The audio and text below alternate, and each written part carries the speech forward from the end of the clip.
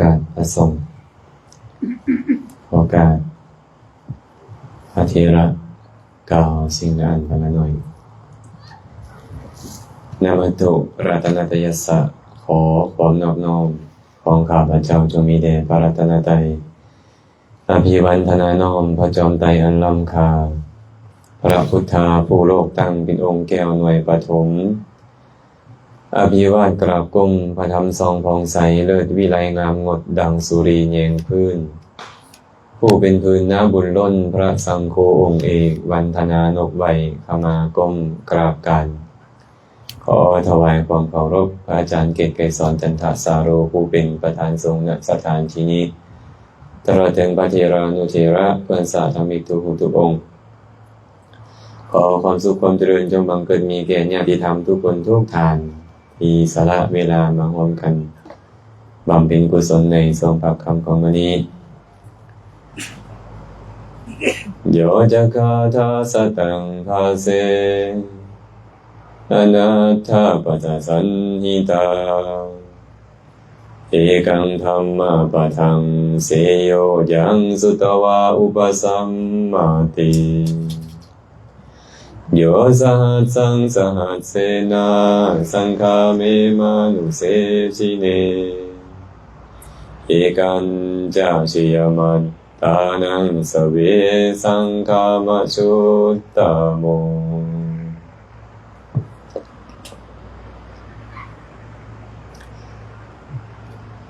พระธานี้พระสัมมาสัมพุทธเจ้าได้ตรัสไว้ในคัมภีร์อังคุตตะขออภัยคัมภีร์คุตตกนิกายธรรมบท ปิดพัดลมให้อาจารย์หายใจออก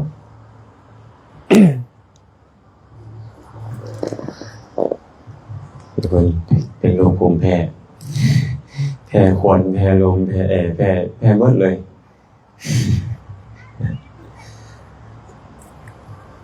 หายใจฝืดเมื่อยกับพอแห้งเลยมื้อนี้เนาะยางมา41หลักเหนียวไปตื่นแต่ตี3กว่าฟางนอนกับอันนั้น4 โมงนี้ยางออกมาฮอดหลัก40หลัก39สังเกตแล้วปุ๊บบ่คันได้แปลงฮอดแขวต่อเลยได้พัก4 รอบบ่เคยมีมาก่อนเลยพัก4 รอบจะฮอดจุดหมายแต่เลยจะพักรอบนึงยังหลายกัน2 รอบ2พักแรงอันนี้พักแรงเดียวตั้งแต่ 12 โมงจนฮอด 6 โมงครึ่งมาฮอดบักหลัก16วัดป่าภูคำแม่นบ่บ่แม่นแต่อาตมาดอกเมื่อยคงเมื่อยกว่าอาตมาคือสิหลายเป็นลมไป 2-3 องค์ว่าซั่นพายามมั้ยอาตมาก็เกือบเลยไม่ออกเว้ยมันไปกินนั่นวิชานั้นทุเรียนเนาะสารทุเรียนวันหนุ่ม1 2หนุ่มนี่นะมันบ่ได้พักซ้ำกาแฟเข้าไปM100เข้าไปโอ้ยเอาสิออกมาทางเก่ามันเฮ็ดคือบ่เป็นหยังอีได้ย่านเสียเสริมถ้าแต่หมู่ว่าพักบ่อาจารย์ฟ้าวเข้าทันทีเลยทำว่าตัวเองสิพาพักก็ย่านเสียเสริมกันนะโอ้ยองค์นั้นอยากพักองค์นั้นอยากพักพุ่นน่ะที่แท้ตัวเองก็เมื่อยคือกันบ่มีผู้ใดบ่เมื่อยเนาะแดดร้อนส่งเนาะร้อนอีหลีได้ร้อนแท้ร้อนบ่าดีได้อาตมาตีนบ่แตกคืออาจารย์ใหญ่เพิ่นเห็นบ่ทางฝ่ามือเนี่ยแผ่นเนาะเป็นตีนเพิ่นออกเลือดเลยเล็บตีนก็เน่าเจาะออกมาก็นองละเลือดไหลแต่ทนเอาไงอาจารย์เพิ่นเนี่ยทน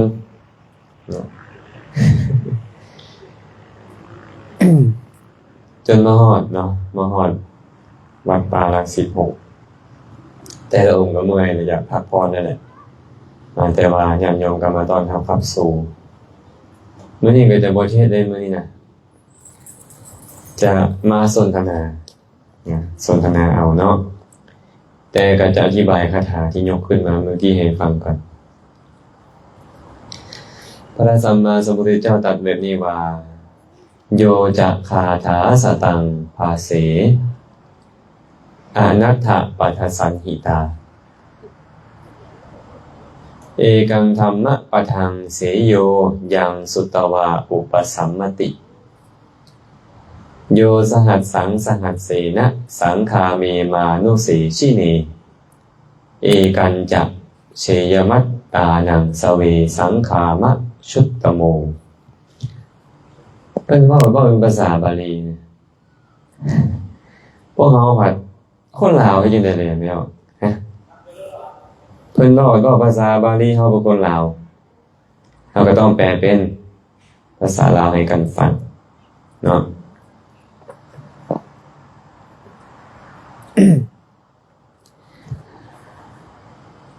คาถาแปลว่าอย่างภาษาบ้านเราคันได้ยินว่าคาถาขึ้นมาโอ้มันต้องขลังด้วยนี่ในคนลาวต้องแบบนี้เลยเนาะเคาะหัวบาทหนึ่งนี่ป้าปานสิเหาะได้พวกเนี่ยเขาน่าจะคิดแบบนี้ไงว่าเรื่องคาถานี่เป็นภาษาบาลีคาถาแปลว่าสิ่งที่ถูกเปล่งออกมาสิ่งที่ถูกเปล่งออกมาเรียกว่าคาถาได้แก่คำเว้าแต่เป็นแบบเป็นกาบก่อนเคยได้ยินบ่หมอลำขับเงินมาไอ้จานสมเอ้ยอะไรตำหาตั้งแต่หน่อยมักได้ยินขนาดนี้นะพระเจ้ามากมันเขาว่าเป็นกาบเป็นกองพ้องจองกันไปนะคือกันเลยพุทธเจ้าบอกว่าโยจะคาถาสตังภาเสอนัตถปัฏสันหิตาบุคคลกล่าวคาถาแม่นตั้งร้อยคาถาแต่บ่ประกอบด้วยประโยชน์เอกังธรรมะปะทังเสโยยังสุตวาอุปสัมมติบุคคลกล่าวบทแห่งธรรมแค่บทเดียวที่บุคคลเข้าไปฟังแล้วสงบกิเลสได้บทแห่งธรรมบทเดียวนั้นประเสริฐกว่าเจ้าจะว่าเรื่องราวเป็นร้อยเรื่องพันเรื่องแต่เศร้าจนทอดคำก็ตามหากมันบ่ประกอบด้วยประโยชน์เลยบัณฑิตนักปราชญ์กล่าวถ้อยคำแค่คำเดียวที่เป็นบทแห่งธรรมการกล่าวถ้อยคำแค่คำเดียวนั้นประเสริฐกว่าอีกเมื่อนี้เราก็เลยต้องกล่าวธรรมเห็นบ่กล่าวในสิ่งที่ประเสริฐคันว่าเรื่องให้สาระนี่นะเป็นร้อยเป็นพันเรื่องมันก็บ่เป็นประโยชน์แต่พวกเรามันมักว่าได้เนาะมักหลายเรื่องให้สาระนี่นะบ้านรัก16นี่มีจักคนมานี่นะมีจักคนเดียวนี่ว่ะอ๋อประชากรบ้านเรามีจักคนประชากรบ้านเราฮะโอ้ฮอดพันอยู่ว่ะฮอดพันหมดบ้านเขาเนี่ยน่าจะฮอดอยู่ดอกเนาะสมมุติว่าเขาเจ้าชวนไปคอนเสิร์ตแจกฟรีกลับมาฟังทำฟรีนี่สิไปใส่ดีกว่าเราคอนเสิร์ตเนาะนี่เห็นบอกพวกเขามากอันใดที่ให้ประโยชน์มากเขาตัวไปให้เขาร้องเพลงให้ก็ให้ตามเขาร้องเพลงโศกก็โศกตามเขาเฮ็ดให้หัวก็หัวเขาเฮ็ดให้ก็ให้เขามักตัวเลยนำใจคำให้ประโยชน์คนส่วนหน่อยที่จะยินดีพอใจในการฟังสิ่งที่เป็นประโยชน์ถึงมันจะประเสริฐก็ตามแต่คนส่วนหน่อยเท่านั้นที่จะมัก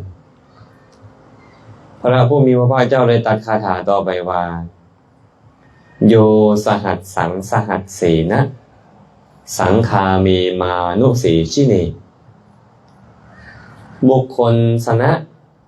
คน 1,000 คูณด้วยพันการชนะนั่นบ่ประเสริฐเลยเอกันจะเชยมัตตานังบุคคลผู้ชนะตนเองผู้เดียวเท่านั้นสเวสังขามชุตตโมบุคคลนั่นแหละเป็นผู้ชนะอย่างประเสริฐในสงครามพันคูณพันเป็นเท่าไหร่บ่ พันคูณด้วยพันเป็นเท่าไหร่สหัสสังสหัสเสนะสหัสสังแปลว่าพันสหัสเสนะคูณด้วยพันพันคูณพันเป็น1,000,000เป็นบ่เฮาไปเอาชนะคนเป็นล้านๆคนนี่นะบ่ว่าจะเป็นการต่อตีบ่ว่าจะเป็นการกล่าวอีหยังก็ตามเพื่อเอาชนะคนอื่นบ่ประเสริฐเลยพระพุทธเจ้าว่าการที่ตนเองเอาชนะตนเองแต่ผู้เดียวนี่แหละประเสริฐกว่าความโลภเกิดขึ้นในใจกำจัดมันได้บ่ตามมันความโกรธเกิดขึ้นในใจกำจัดมันได้บ่ตามมันความลุ่มหลงเกิดขึ้นในใจกำจัดมันความอิจฉาริษยาโมเกิดขึ้นกำจัดมันความขี้ทีเกิดขึ้นกำจัดมันได้ความถือเนื้อถือโตเกิดขึ้นกำจัดมันได้ความขี้ข้านมักง่ายเกิดขึ้นกำจัดมันได้นี่เอิ้นว่าผู้ชนะในสงครามอย่างแท้จริงแต่พวกเราบ่มักดอกเนาะก็แบบเป็นนี่เนาะคันได้ให้ในสนะหมู่บ่กล้าโต้เถียงเลยมันคักสำหรับพวกเราแม่นบ่คนทานเนาะเป็นแบบนี้เด้แต่บัณฑิตเนี่ยอดกั้นการอดกั้นของเขาเป็นการชนะพระพุทธเจ้าบอกว่าบุคคลใดโกรธตอบเซิงบุคคลผู้โกรธแล้วบุคคลนั่นซัวซ่าต่ำสามกว่าคนโกรธนั่นอีกเขาโกรธเฮาแล้วเขามาด่ามาให้มาทุบมาตีเฮากับโกรธตอบเขานี่นะเฮาซัวซ่าต่ำสามกว่าเขาอีกมีบ่มีผู้ยอมบ่อยู่นี่เวลาผัวให้มาละยอมมันมีบ่หรือเมียให้มาละยอมมันแล้วก็มาว่าบ่คือไว้เนาะบ่คือให้มาคำหนึ่งค่อยต้องไป3 คำค่อยต้องไป5 คำไป10 คำมันเป็นแบบนี้กันเพราะฉะนั้นเนาะเขาก็เลยบ่ชื่อว่าผู้ชนะสงครามอยากชนะสงครามก็คือต้องเอาชนะใจตัวเองเอาชนะใจตัวเองให้ได้เนาะอันนี้เป็นเนื้อความของคาถาที่ยกขึ้นมาแต่ว่าจะบอกกล่าวอีกอย่างให้ลงรายมื้อนี้ก็อยากจะให้ญาติโยมได้มีโอกาสสอบถามปัญหาธรรมะวินัยบางประการที่มีความสงสัยมีผู้ใดอยากถามยังบ่ผู้ใดถามก่อนหมู่ผู้นั้นได้บุญหลายก่อนหมู่มื้อนี้สิยกให้เลยบุญที่อาตมาเฮ็ดมาทั้งหมดนะผู้ใดถามก่อนมื้อนี้ยกมือขึ้นเลยนี่เห็นบ่อาตมาแบ่งบุญอาตมาเฮ็ดมาบุญให้ไม่ออกผู้เดียวเด้อโอ้หมู่สิอิจฉาเลยเนาะให้หมดทุกคนนั่นแหละเอาให้มันเลย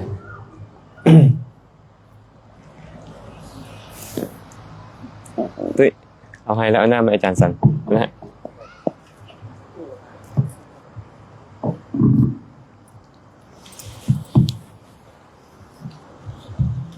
สาธุสาธุสาธุน้อยโปรดกราบนมัสการพระอาจารย์เจริญและพระอาจารย์ทุกกลุ่มนะรวมด้วยเมซีเมกาวญาติโยมที่มาฟังธรรมในมื้อนี้เนาะน้อยเองก็บ่มีถามแต่ว่าเมื่อยบ่ยัง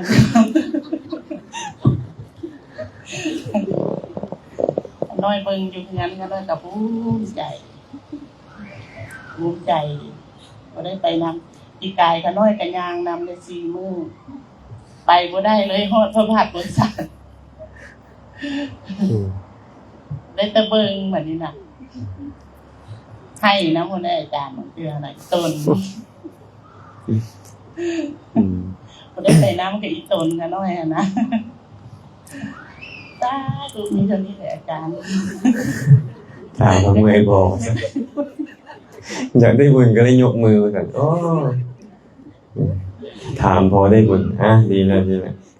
มีบ่ผู้อื่นมีคำถามบ่ถามเลยเอาไมค์ให้เพิ่นเลย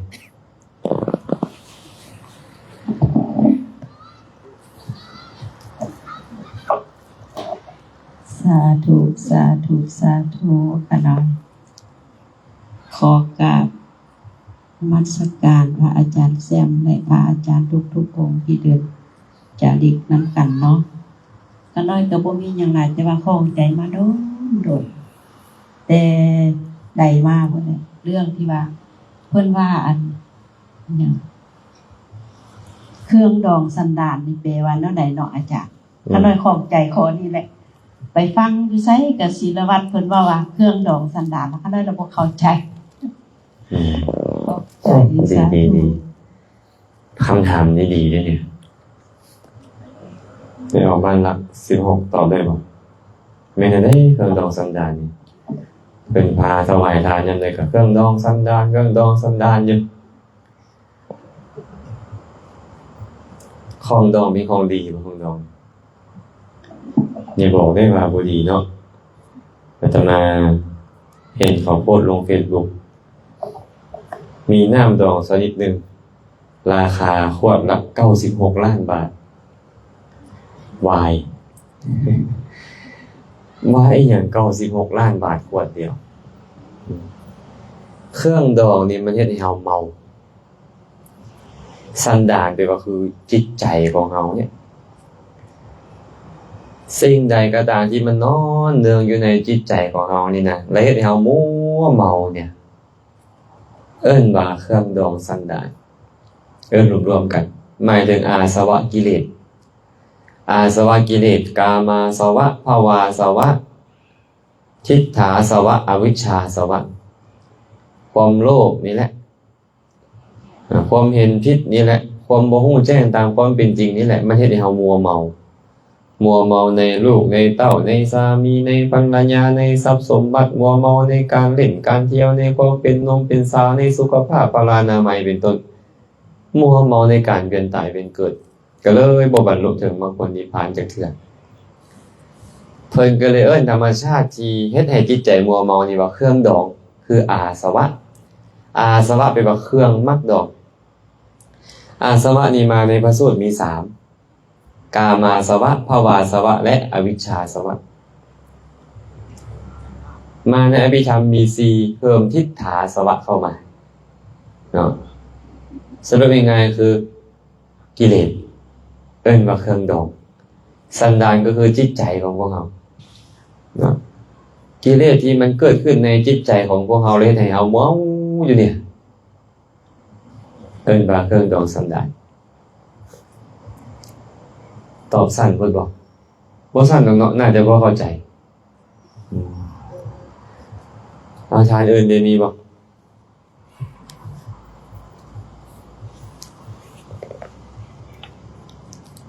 อาจารย์มาเท่าเดียวนี่ได้บ้านละ10 ห้องอาจจะบ่ได้มาอีกเด้อนี่บางทีแล่นเข้าใต้รถ10 ล้อก็ได้มื้ออื่นนี่ยังถามเราถามได้โอ้นพอทางหลังพุ่นเนาะ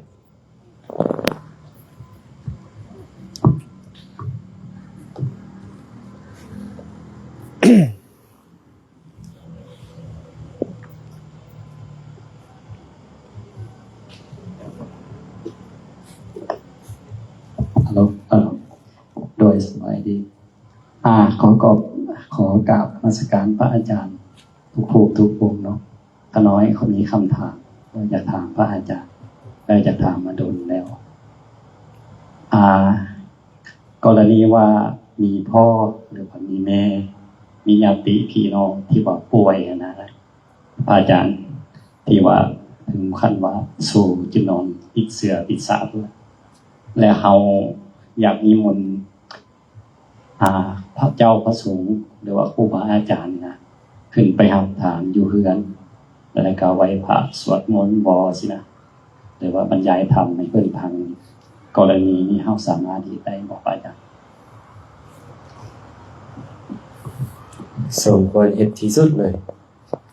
บ่แม่นว่าเฮ็ดได้บ่หรือเฮ็ดบ่ได้สมควรเฮ็ดที่สุดควรจะเฮ็ดเวลาคนล้มคนป่วยแล้วนี่นะเอิ้นว่าติดหมอนติดเสื้อแล้วเนาะสิ่งที่ควรได้เนี่ยก็คือกุศลเขาควรจะได้กุศลควรที่จิตใจจะดีงามเพราะว่าใกล้ความตายแล้ว เขาผู้เป็นลูกเป็นเต้าเป็นมิตรสหายก็ตามแต่แหละเป็นพ่อเป็นแม่ก็ตามแต่ของเขาเนี่ยควรที่จะ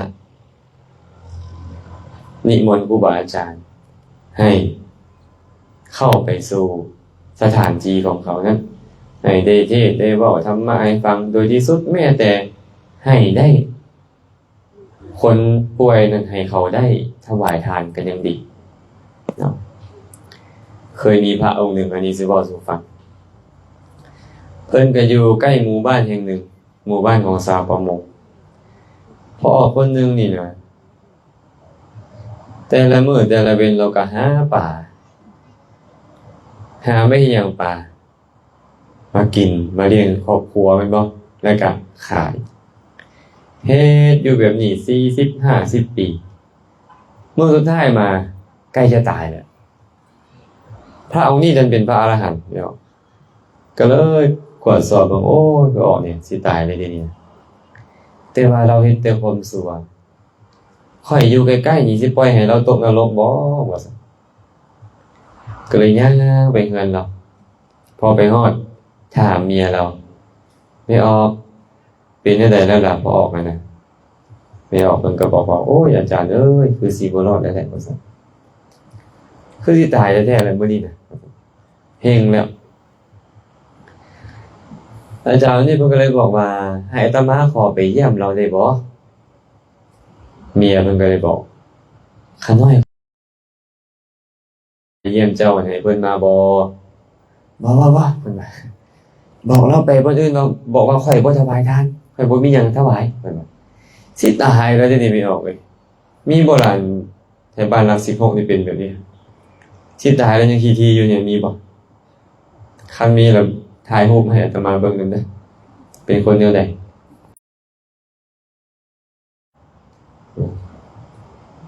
บอกว่าบอกเพิ่นซะไปบิณฑบาตวันอื่นข่อยบ่มีหยังถวายเมียเพิ่นก็เลยลงไปบอกอาจารย์พอตู้เพิ่นบอกว่าบ่มีหยังถวายนี่ว่าอาจารย์ไปวันอื่นพระก็เลยบอกว่าไม่อ้ออาตมาสั่นเขาเรียบร้อยแล้วอาตมาบ่ต้องการหยังแล้วอาตมาแค่อยากไปเยี่ยมเราซื่อๆว่าซั่นจำเป็นได้ให้เพิ่นเข้าไปพอเข้าไปฮอดก็ไปถามนะพอเป็นจังไดน้อพอเพิ่นก็เลยบอกว่าอาจารย์คือสิบ่รอดนั่นแหละครับน้อยฮู้ตัวเลยนี่ฮู้ตัวว่าจะตายพระเพิ่นก็เลยบอกว่าพอสมาทานศีลบ่ดีบ่คันว่าสิตายแล้วสมาทานศีลบ่ดีบ่ก็เถินเลยเนาะอ้าวสมาทานกับสมาทานว่าซั่นนิมนต์อาจารย์พาเขาหน่อยเว้าได้เพิ่นก็พานะโมตัสสะภะคะวะโตอะระหะโตไปพุทธังสรณังคัจฉามิธัมมังสรณังคัจฉามิไปกำลังขึ้นปานาติปาตาเวรมณีเล่นแข่งเว้าบ่ได้แหละตายในขณะนั้นเลยเนี่ยเหมือนกับหลับแล้วตื่นตายนี่นะไปเกิดในสวรรค์สั้นจาตุเหมือนกับหลับแล้วตื่นก็เลยมาพิจารณาว่าเอ้าเฮามาเกิดในสวรรค์ได้จังได๋แล้วเลิกได้โอ้เฮาได้สมาทานศีลตอนใกล้ตายเนาะว่าซั่นตกแรงมาแล้วก็ลงไปหาพระองค์นั้นน่ะพระองค์นั้นก็เดินจงกรมอยู่แล้วก็มาเหาะอยู่กลางอากาศเลยข้าเพิ่นก็เลยถามเป็นผู้ใดเนาะมานี่เนาะคือว่าหุ่งเฮืองแท้อาจารย์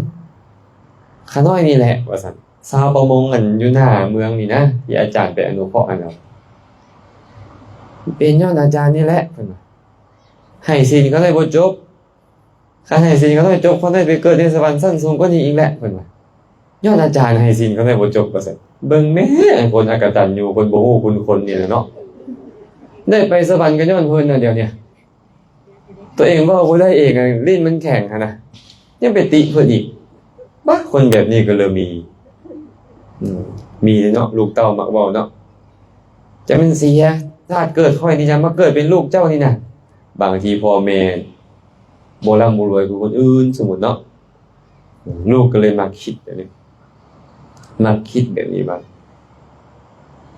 ค่อยมาเกิดนำเจ้านี่ค่อยทุกข์ประมาณนี้นะ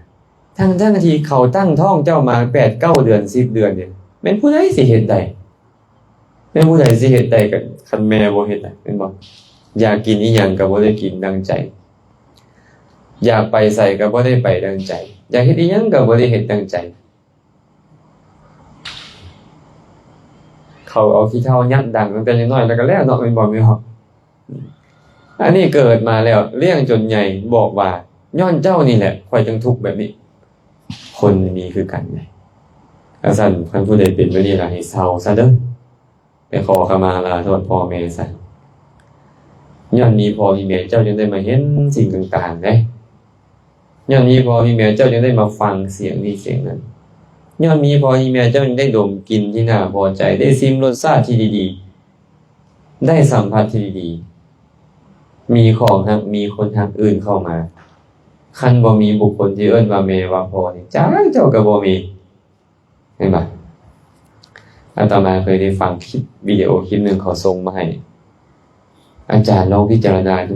คนลาวนี่แหละเป็นว่าพ่อแม่นี่บ่มีคุณพ่อแม่นี่เฮ็ดให้เฮาเกิดมาก็ต้องรับผิดชอบเฮาต้องเลี้ยงดูเฮาเป็นธรรมดาบ่ได้มีคุณอีหยังกับเฮาดอกหน้าที่ของเขาว่าซั่นโอ้ปรากฏว่าคลิปนี้ถูกแชร์ออกไปหลายมิจฉาทิฏฐิมันครอบงำได้ขนาดนั้นนี่ญาติโยมเอ้ยไปฟังคนไทยเว้ามาก็เลยเอาเว้าต่อคิดตามโอ้มันคือแล้วนี่เว้าต่อไปเลยอันนี้สำคัญอยู่เนาะสำคัญอยู่การเสพการพบคนต่างๆฉะนั้นเด้อนี่ก็เป็นอุทาหรณ์บอกให้เรารู้ว่าขนาดว่าได้สมาทานศีลนะตอนใกล้ตายย้อนพระเด้น่ะก็ได้ไปสวรรค์แล้วบางอุทาหรณ์นี่กำลังให้ทานอยู่แล้วตายบางอุทาหรณ์ก็ระลึกถึงพระพุทธพระธรรมพระสงฆ์และตายเป็นจังซี่เป็นต้น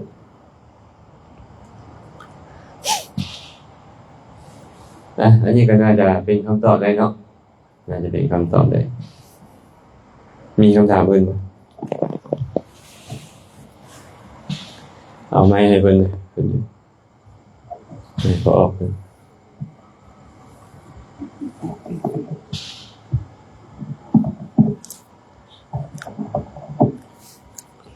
สาธุสาธุสาธุ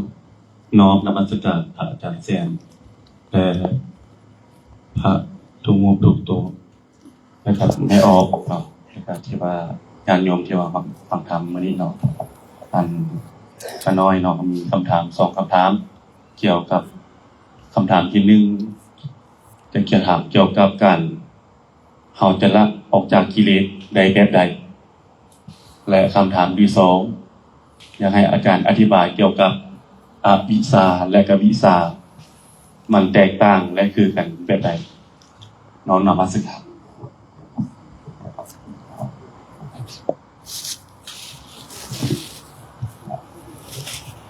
เราจะละกิเลสได้แบบใดเห็นบ่กิเลสนี่เพิ่นแบ่งเป็น3ประเภทก่อนอันนี้ลองให้ฟังก่อนเด้อแบ่งเป็น3ประเภท1วีติกมกิเลส2ปริยุทธานกิเลส3อนุสัยกิเลสวีติกมปริยุทธานะอนุสัยวีติกมกิเลสนี่กิเลสอันเป็นเหตุให้เฮาต้องล่วงละเมิดออกมาทางกายเด้ทางวาจาเด้มันอยู่ในใจบ่ไหวแล้วมันจะออกมาทางปากออกมาทางกายการฆ่าฟันรันแทงการทุบการตีการลักขโมยการประพฤติผิดในกามเป็นต้นเนี่ยเนาะหรือว่าการตัวการส่อเสียดการเว้าคำหยาบการเว้าเรื่องราวเพ้อเจ้อเรื่องไรกิเลสมาเล่นงานเฮาจนต้องให้ออกมาทางปากออกมาทางกายเอิ้นว่าวีติกมกิเลสไอ้ตรงนี้นี่มันทุนแฮกเด้2ปริยุทธานกิเลสอันนี้กิเลสกุ้มรุมจิตใจมันบ่ได้ไปฆ่าไผบ่ได้ไปด่าไปตัวไปต้มไผมันบ่ได้ไปฆ่าไปแกล้งไผแต่ว่ามันกุ้มรุมจิตใจเคยโกรธคนอื่นบ่แต่บ่ได้ด่าบ่ได้ทุบบ่ได้ตีเคยบ่เรื่อยๆโกรธไผล่ะผู้ซ่อนท่าอยู่นี่แหละโกรธเมียนี่แหละบางเทื่อนี่ก็ได้เนาะบางเทื่อมันก็หึ่นเด้ อยากจอดรถจักรแล้วนะเอาข้างซ้ายหรือข้างขวายันลงอ่านรถจักรขนาดบางเทื่อเนาะมันจมมีหยังก็แยกกระดอกกันไปแต่วันนี้มันบ่ออกมากุ้มลุมใจบ่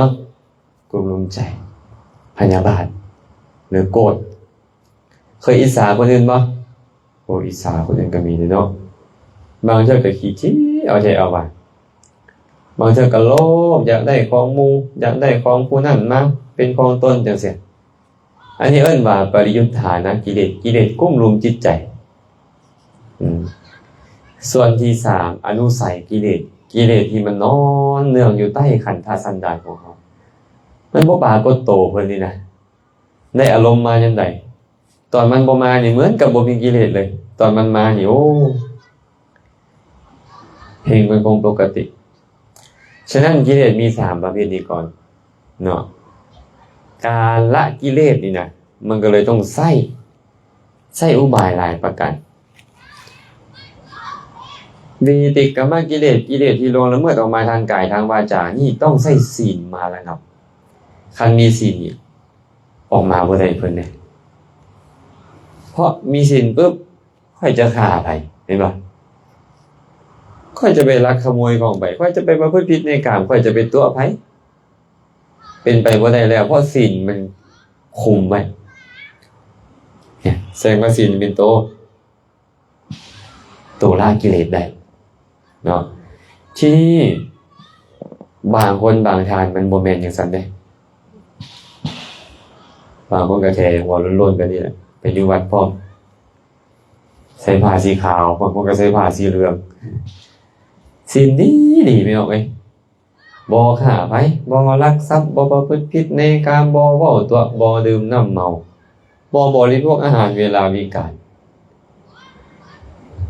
บ่เบิ่งหนังฟังเพลงยังบ่ส่งมาลาทัดดอกไม้ยังบ่นั่งบ่นอนที่นอนสูงใหญ่เลย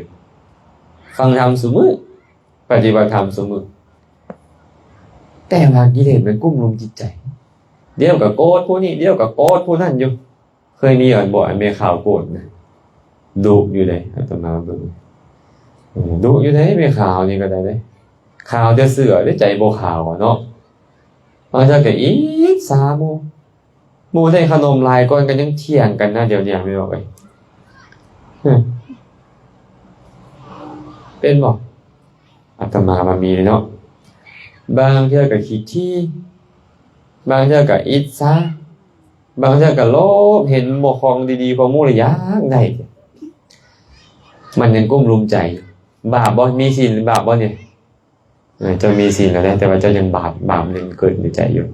นี่เอิ้นว่าปริยุทธานะกิเลสที่มันกุ้มรุมจิตใจต้องใช้สมาธิมาละอันเนี้ยตอนเจริญสมาธิเอาจิตใจไปจดจ่ออยู่ในอารมณ์เดียวหายเพิ่นเนี่ยโกรธอยู่ดีๆนี่เบิ่งลมหายใจเข้าออกปึ๊บหายโดยเฉพาะสมาธิขั้นฌานเจริญฌานนี่ปึ๊บบ่มีดอกสิไปโกรธไปเกลียดไปสิไปอิจฉาริษยาไปบ่มีเพิ่นเนี่ยสมาธิจึงเป็นธรรมที่มาละกิเลสอนุสัยมันอนุสัยนี่นะมันคือคนบ่มีกิเลสแต่มันอยู่ในนี่มันได้อารมณ์ปุ๊บ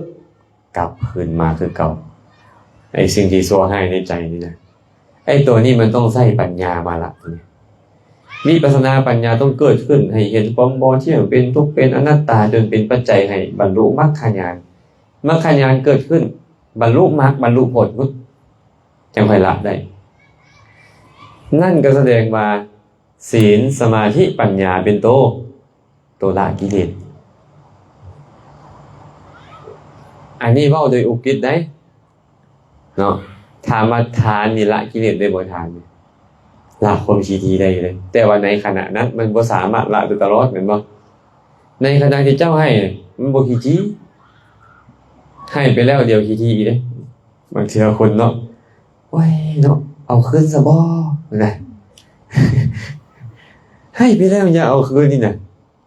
แบบนี้ก็มีได้การละกิเลสเพิ่นเลยบอกว่ามีอยู่3แบบเด้อ1ตถังคะประหาร 2. วิคัมพนะประหาร 3. สมุจเฉทประหารตทางข้าประหารคือละกิเลสสัวขณะหนึ่งอย่างเช่นตอนเนี้ยทางเยียงหูลงฟังธรรมด้วยความเคารพกุศลเกิดขึ้นบาปมีบ่ในใจตอนบุญเกิดบ่มีแต่เดียวเรียกขึ้นพาวก็นอนอีกแล้วมาอีกแล้วทีนามิทะตอนตั้งใจฟังหายสิไงไอ้ลักษณะแบบนี้ว่าละแบบตทางข้าประหารเฮ็ดใจให้เป็นกุศลตอนใดอกุศลหายตอนนั้นแต่ว่ามันบ่ได้หมดมันยังกลับมาอีกการละแบบนี้ว่าตทางข้าประหารเนาะเข้าใจเนาะบางเทื่อนี่นะโกรธอยู่นี่มาเบิ่งลมหายใจปุ๊บความโกรธหายอันนี้มาละแบบตทางข้าประหารได้กำลังอิจฉาอยู่เบิ่งลมหายใจปุ๊บอิจฉาหายละแบบตทางข้าประหารแต่ว่ากลับมาอีกคือเก่าเนาะประเภทที่2วิคัมพนะประหารละด้วยการข่มเพิ่นเนี่ยเจริญฌานได้ตอนเข้าฌานน่ะบ่มีกิเลสยังเกิดขึ้นเลยแต่ออกจากฌานมาคือเก่าเพิ่นเลยอุปมาเหมือนกับหินทับหญ้าเฮาเคยเห็นบ่หินทับหญ้าตอนมันทับอยู่นี่มันบ่ขึ้นเนาะหญ้าเนาะเอาหินออกปุ๊บงามก่อนเก่าอันบ่นั้นหินทับแม่นบ่แม่นหรือบ่แม่นเนี่ยก็ตอบกันได้แหมให้เว้าอยู่ผู้เดียวเนาะหินก็ตามภาชนะอย่างใดอย่างหนึ่งก็ตามเอาไปวางทับหญ้าไว้หญ้ามันบ่ขึ้นเอาออกปุ๊บมันได้หมอกได้แดดมางามคือเก่าคือกันเลยฌานนี่นะตอนเข้าเนี่ยกิเลสบ่มีออกจากฌานมาปุ๊บมาคือเก่ากิเลสคมไว้เฉพาะตอนเข้าฌานซื่อบางคนเข้าฌานเป็นชั่วโมง2ชั่วโมงหลายชั่วโมงมันก็บ่เกิดกิเลสนะทีนี้ประเภทที่3ละแบบสมุจเฉทประหารคือละแล้วบ่เกิดอีกเลยอันนี้หมายถึงการละด้วยมรรคโสดาปัตติมรรคสกทาคามีมรรคอนาคามีมรรคและอรหัตตมรรคเจริญคุณธรรมจนบรรลุมรรคโสดาปัตติมรรคเกิดขึ้นละสักกายทิฏฐิวิจิกิจฉาศีลพัตตปรามาสเด็ดขาดบ่มีทางจะกลับมาแล้วในความเห็นผิดความลังเลสงสัยบ่มีแล้วบ่กลับมาแน่นอน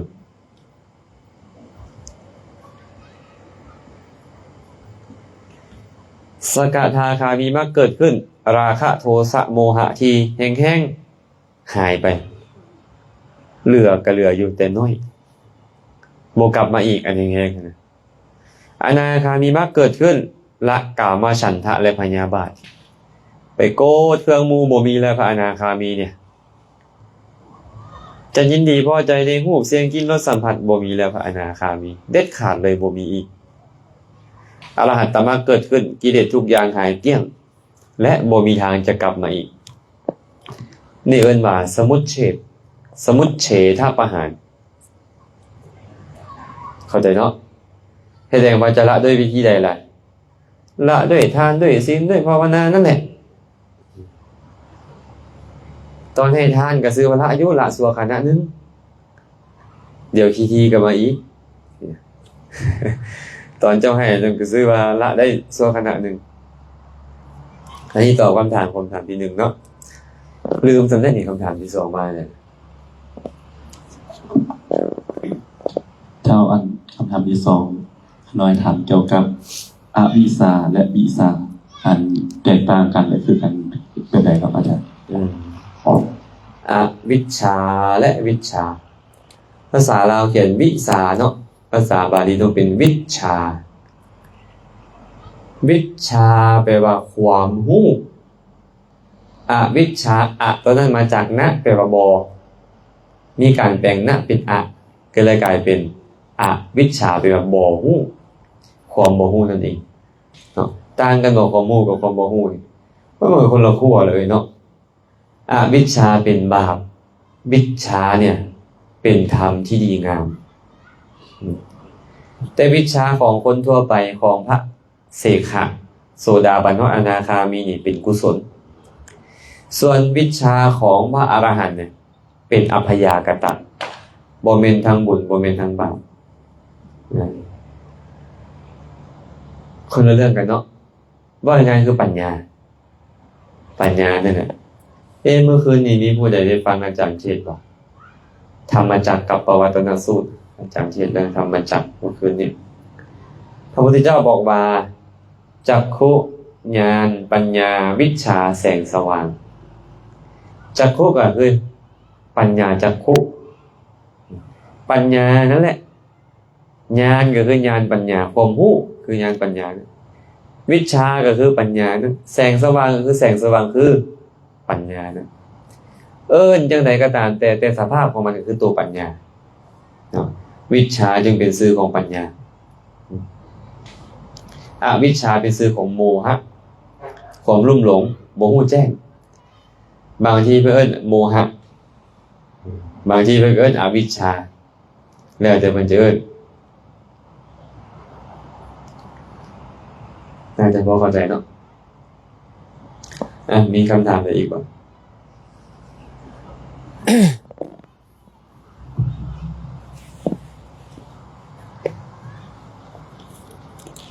ยกมือขึ้นเด้อ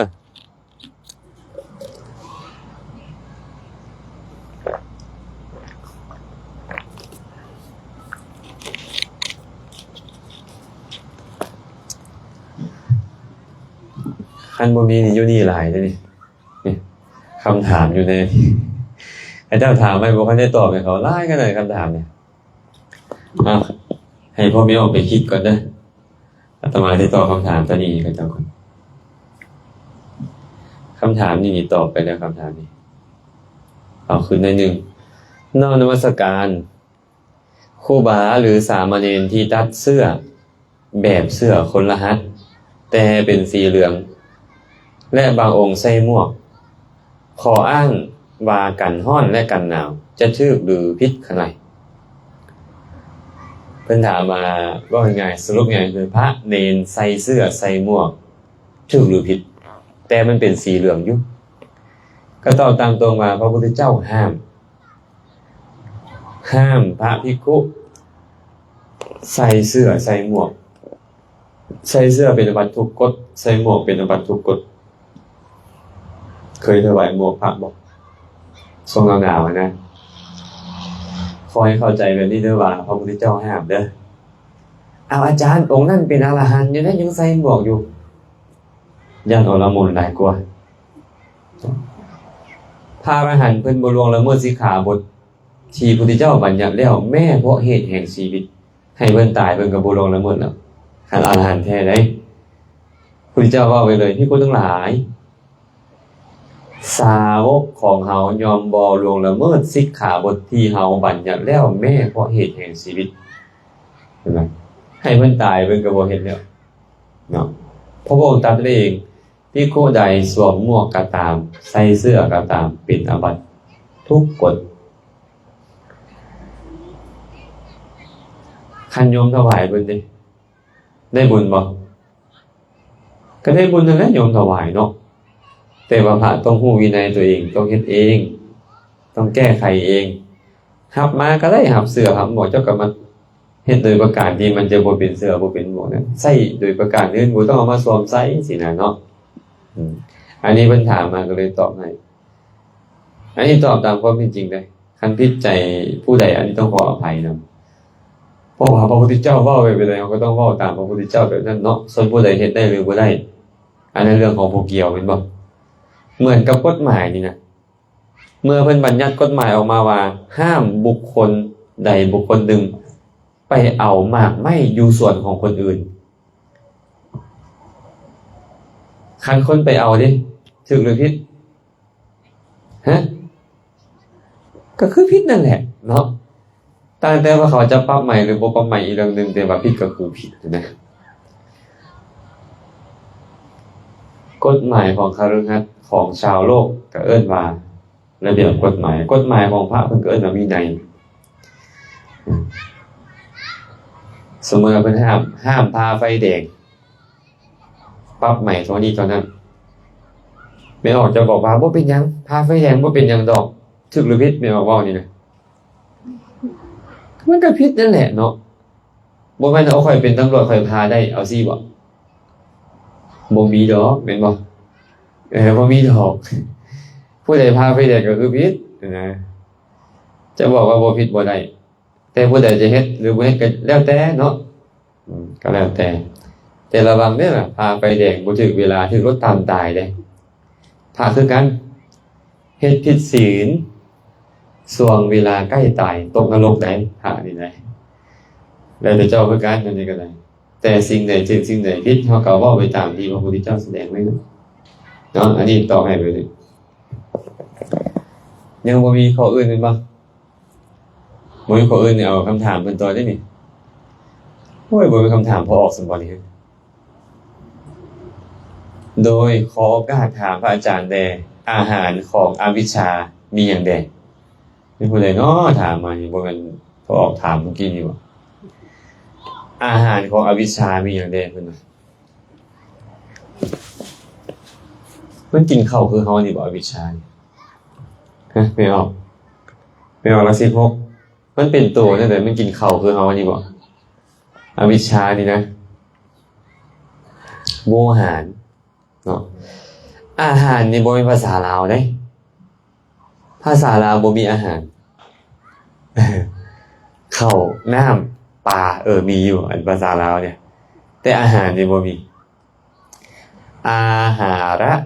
ภาษาบาลีแปลว่าสิ่งที่เป็นเหตุหรือสิ่งที่นำมาจากหาระธาตุในการนำไปเอามาใส่ข้างหน้ากลายเป็นนำมาสิ่งใดนำมาสิ่งนั้นเอิ้นว่าอาหารเฮากินข้าวเข้าไปเนี่ยมันนำอย่างมานำรสชาตินำชีวิตแม่นบ่ให้เฮามีชีวิตต่อได้ให้รสชาติมันมากระทบกับลิ้นเฮาคือกันเลยสิ่งใดก็ตามเฮ็ดให้อวิชชาเกิดขึ้นสิ่งนั้นเอิ้นว่าอาหารของอวิชชาอวิชชาแปลอีกอย่างหนึ่งว่าความโง่เป็นตัววิความโง่นี่มันมีอีหยังล่ะเป็นอาหารของมันเพิ่นบอกว่านิวรธรรมนิวรธรรมมีหยังแน่กามฉันทะพยาบาทถีนมิทธะอุทธัจจะกุกุจจะและอวิชชาคันพวกเขาง่วงเหงาอยู่ตอนนี้เขากำลังป้อนอาหารอวิชชานึกบอกพุทธจะป้อนมาหลายมันตุ้ยอวิชชานี่แหละบ่อยง่วงกันเลยอาจารย์พายาง41กิโลคนนะมื้อนี้ มันยางมาฮอดกับบุญแล้วแม่นบ่ทีนมิทธะก็เป็นอาหารของอวิชชาอุทธัจจะกุกุจจะความลังเลขออภัยความฟุ้งซ่านรำคาญใจก็เป็นอาหารของอวิชชาความลังเลสงสัยคือวิจิกิจฉาก็เป็นอาหารของอวิชชาความอยากก็เป็นอาหารของอวิชชาความโกรธความบ่พอใจก็เป็นอาหารของอวิชชาแต่เป็นอาหารอย่างนี้รวมๆกันว่านิวรณ์นะภาษาลาวอ่านว่านิวรณ์ภาษาบาลีว่านิวารณะหรือนีวารณะแปลว่าทำอันเป็นเครื่องกั้นยังล่ะกั้นบุญบ่ให้เกิดขึ้นหรือว่ากั้นสมาธิกั้นปัญญาบ่ให้เกิดขึ้นกั้นฌานกั้นมรรคผลบ่ให้เกิดขึ้นเอิ้นว่านิวรณ์ควร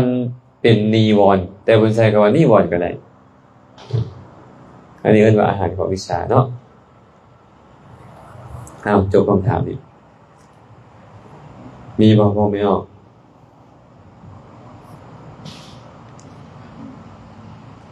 เอาไม้ให้ก็ออกเปิ้นเลย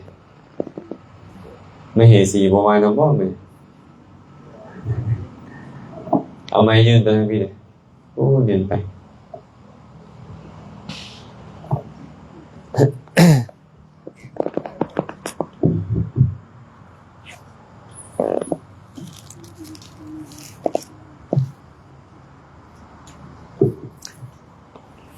หายใจฟืด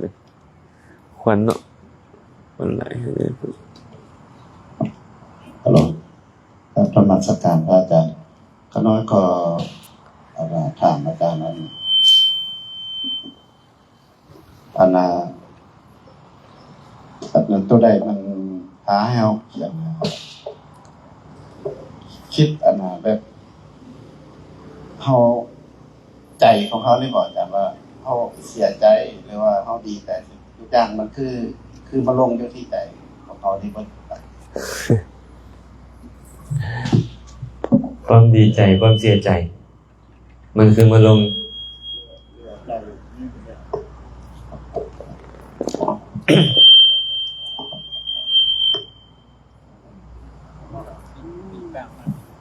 มันอยู่ใกล้ปากไม้ทิศทางกับปีนปากไม้ไป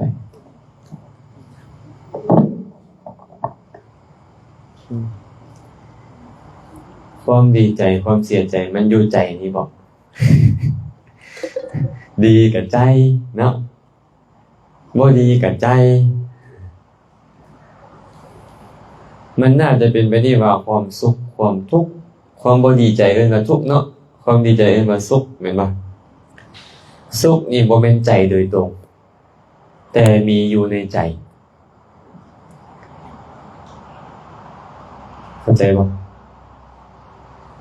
สุขบ่แม่นใจทุกข์บ่แม่นใจเป็นเวทนาเขาเลยเอิ้นว่าสุขเวทนาทุกขเวทนาอุเบกขาเวทนาแม่นบ่เป็นเวทนาขันธ์แต่ใจเนี่ยมันเป็นวิญญาณขันธ์เวทนามันก็เลยมีอยู่ในใจเอิ้นว่าเจตสิกะเจตสิกะแปลว่าสิ่งที่มีอยู่ในใจนี้บ่แม่นใจแต่มีอยู่ในใจอย่างเช่นพ่อแม่เห็นว่าน้ำใสๆนี่เนาะคันเอาสีแดงมาใส่มันกลายเป็นน้ำแดงเห็นป่ะเอาสีเหลืองมาใส่กลายเป็นน้ำเหลืองเหลืองกับน้ำอันเดียวกันบ่ไม่เอาเหลืองกับน้ำอันเดียวกันบ่แดงกับน้ำอันเดียวกันบ่คนละอันแต่มันอยู่น้ำกันเหลืองต่างหากน้ำต่างหากอาตมากันยังก็มันใสๆยังเป็นน้ำมันตอนนี้อันเอาสีเหลืองอันนั้นมันต่างหากเหลืองเรียกว่าสีเนาะน้ำนี่มันบ่เป็นสีเหลืองแต่เวลาเอามาผสมกันปุ๊บมันกลายเป็นน้ำเหลืองเอาสีแดงมาผสมปุ๊บมันกลายเป็นน้ำแดง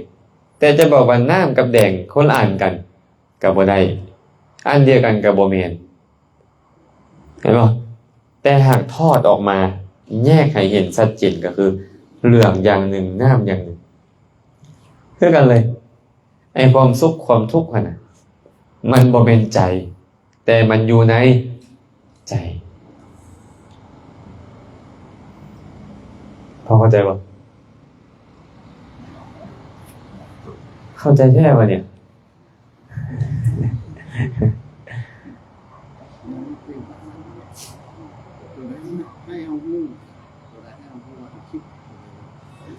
ตัวใดเฮ็ดให้เฮาฮู้ว่าเฮาคิด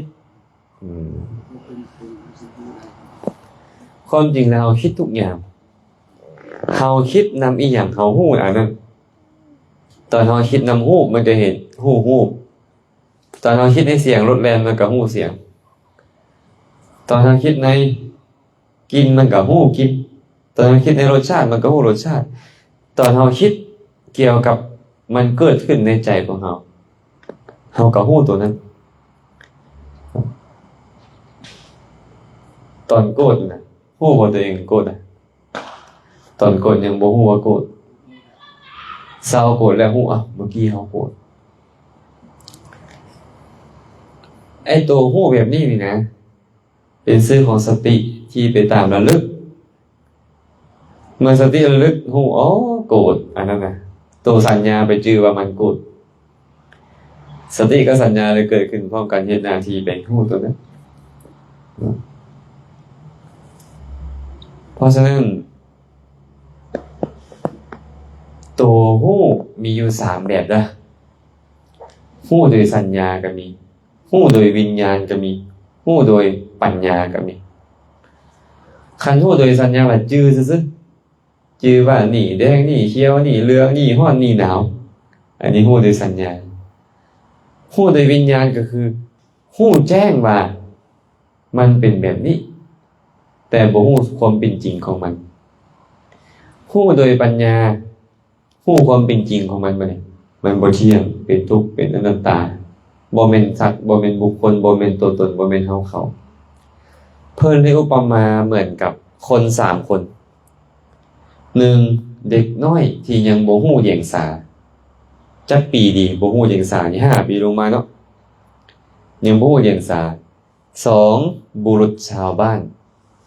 3เฮรัญญิกฮู้จักเฮรัญญิกบ่หิรัญญะเป็นว่าเงินเนาะมีการแปลงเป็นเฮรัญญะ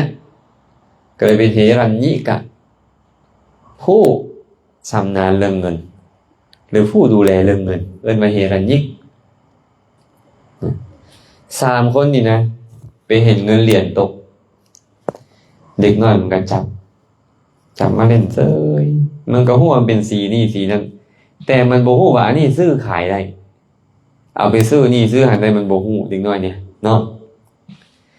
เอาคันบุรุษชาวบ้านไปเห็นเด้โอ้อันนี้เนี่ยมันเป็นเงินได้มันสามารถไปซื้อไปแลกนี่แลกนั่นได้อันนี้บุรุษชาวบ้านนี่ดีกว่านั้นเด็กน้อยให้เลี้ยงสาบ่นี่คือมันแต่เฮรัญญิกนี่ล่ะผู้ชำนาญในเงินไปเบิ่งเด้โอ้เรียนนี่เฮ็ดขึ้นพศนั่นสร้างคนนี่เฮ็ดอยู่บ้านนั่นอยู่เมืองนั่นเป็นคนเฮ็ดขึ้นมาฮู้ดีบ่อันเนี้ยฮู้ดีกันหมู่เลยเพิ่นบอกว่าการฮู้โดยสัญญาก็เหมือนกับเด็กน้อยให้เลี้ยงสาฮู้แต่ว่ามันเป็นสีเป็นเหลี่ยมๆเป็นกลมๆอันเงินนี่นะหรือเป็นเจี้ยเป็นอีหยังก็ตามวิญญาณนี่เหมือนกับบุรุษชาวบ้านบุรุษชาวบ้านฮู้ว่ามาอันนี้ใช้เฮ็ดนี่เฮ็ดนั่นได้แต่ว่าปัญญานี่นะเหมือนกับเฮรัญญิกที่ฮู้หมดว่าเกิดเฮ็ดขึ้นอยู่ไสเฮ็ดเวลาใดพศใดปีใดมีค่าครึ่งนึงหรือมีค่าเต็มส่วนฮู้หมดฉะนั้นความรู้นี่จะมีอยู่แบบนี้ตอนเราเห็นยังตอนนี้เลี้ยวมานี่เห็นยังแหน่อันนี้อ่ะฮู้โดยสัญญาบ่แม่นปัญญาจื่อว่าอันนี้อาจารย์แซมเขาว่าเห็นบ่สัญญามันจื่อแต่ว่าในขณะที่สัญญามีวิญญาณมันก็เห็นพร้อมแต่ปัญญาบ่ได้เกิดขึ้นขั้นปัญญาเกิดขึ้นปุ๊บเห็นรูปธรรมที่มีความเกิดขึ้นตั้งอยู่และแตกดับไปเป็นธรรมดา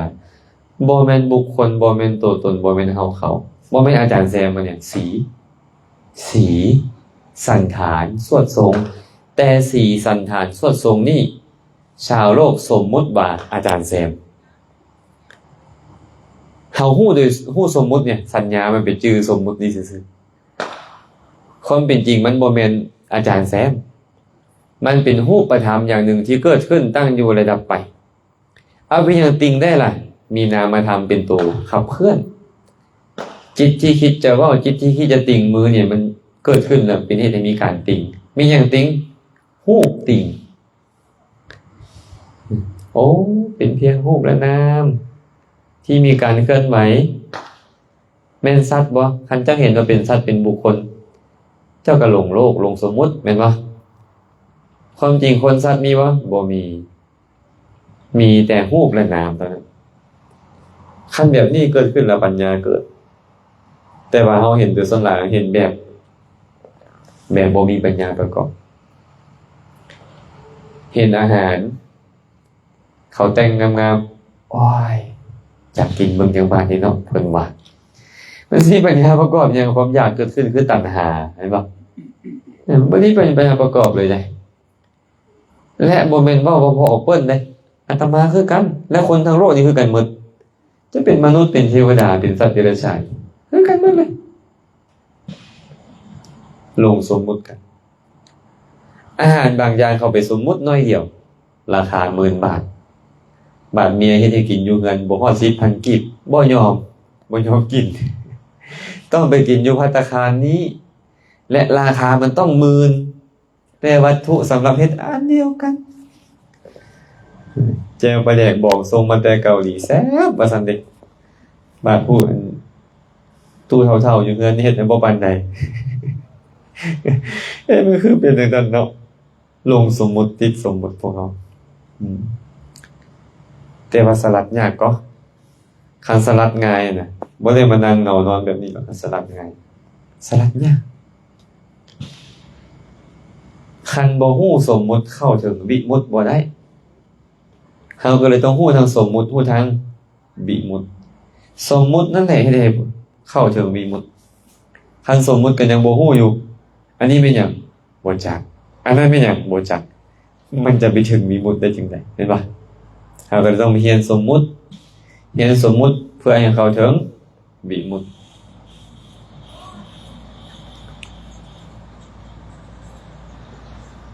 แม่นหยังเฮ็ดให้เฮาเห็นอันนี้ต้องคิดได้บ่เนี่ยแม่นหยังเฮ็ดให้เฮาเห็นมันมีสิ่งประกอบกันเลย1มีรูปก่อนคันบ่มีสีเฮาเห็นบ่มันสิเอาหยังมาเห็นคันบ่มีมันต้องมีเอาสมมุติมันจะมีกระป๋องน้ำนี่นะพอไม่ออกจะเห็นมันต้องมีก่อนบ่คนตาบอดเห็นบ่แต่มีต้องมีตานำคนนอนหลับเนี่ยมีตาบ่กระป๋องน้ำมีอยู่บ่มีตาเราก็มีคนนอนหลับเนาะกระป๋องน้ำก็มีมันคือบ่เห็นน่ะวิญญาณมันบ่มามันต้องมีวิญญาณนำจังอย่างแล้วเนี่ยรูปตาวิญญาณมีรูปมีตาวิญญาณเอาสมมุติเนาะไม่ออกนี่แหละนั่นคิดฮอดผู้เบา ไม่ออกนั่งคิดฮอดผู้เบาคิดฮอดตอนผู้เบาหอมแก้มหอมมือวันวาเลนไทน์หั่นนะสินะแล้วมีคนยางกายแต่บ่เห็นหมู่บ่ถามเห็นหมอนั่นยางกายบ่นะบ่เห็นน่ะความจริงแล้วยางกายไปแล้วแต่ตัวเองบ่ได้จดจ่ออยู่กับสิ่งที่มันผ่านไปตัวเองไปนึกถึงเรื่องไอ้ผู้บ่าวหอมแก้มอยู่พุ่นมื้อวันวาเลนไทน์หั่น ย้อนหยังนี่บ่มีหยังบ่มีโยนิโสมนสิการบ่มีมนสิการขอให้บ่แม่นโยนิโสบ่มีมนสิการฉะนั้นเนาะคนจะเห็นรูปเนี่ย1มีรูป2มีตา3มีวิญญาณและ4มนสิการสมมุติพอออกมาเนี่ยเข้าไปในถ้ำมืดๆตามีบ่รูปมีบ่วิญญาณมาก็พยายามจดจ่ออยู่มีมนสิการอยู่แต่แสงสว่างบ่มีบัดเนี่ยมันก็เลยบ่เห็นรูปเลยต้องอาศัยแสงสว่างนำเนาะรูปตาวิญญาณมนสิการแสงสว่างครบถ้วนสมบูรณ์จะมีการเห็นรูปเห็นบ่นี่มันมีเหตุปัจจัยเฮาวะเนี่ยหรือว่ามันเหตุปัจจัยบ่แม่นเฮาเลยมันเป็นธรรมชาติอย่างหนึ่งที่อาศัยกันและกันเกิดขึ้นฟังเสียงคือกันเป็นอย่างคือได้ยินเสียงคือหู้เสียงมันมีเสียงเห็นป่ะมันมีหูมันมีวิญญาณมีมนสิการและเสียงนั่นนะมันอยู่ใกล้จึงหู้ได้เข้ามาถึงกระแสของโสตประสาทได้โสตประสาทกับแพ้ไปหามันสมมติว่าเขาทิ่มเอาระเบิดอยู่อเมริกาเป็นเสียงบ่เป็นเสียงบ่เขามีหูบ่ได้ยินบ่มันสิได้ยินผมอยู่ไกลเกินเนาะแม่นบ่อันนี้แหละถามว่ามันเฮาบ่แม่นเฮากับเหตุปัจจัย